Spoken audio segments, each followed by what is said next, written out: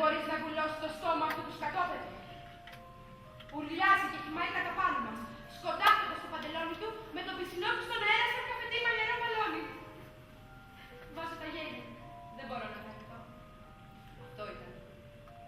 Την άλλη στιγμή νιώθω την κροθιά του να τσακίζει το στόμα του. Με παίρνουν τα αίματα και αυτός με ξαναχτυπάει. Νιώθω την άκρη από ένα σπασμένο δόντι στα χείλη μου κι άλλο αίμα. Εσύ είσαι κατακόκκινος και στριγγλίζεις πάνω στο στήθος μου. Δεν προλαβαίνω να τον σταματήσω. Το τρίτο χτύπημα μου αγγίζει μαλακά. Γιατί το φάγες εσύ. Στο κορμάκι σου. Σιωπή. Ώσπου αρχίζω να ουρλιάζω. Μοιάζω με τέρας καθώς το αίμα στάζει στο στήθος μου. Ακούω μια φωνή από μακριά.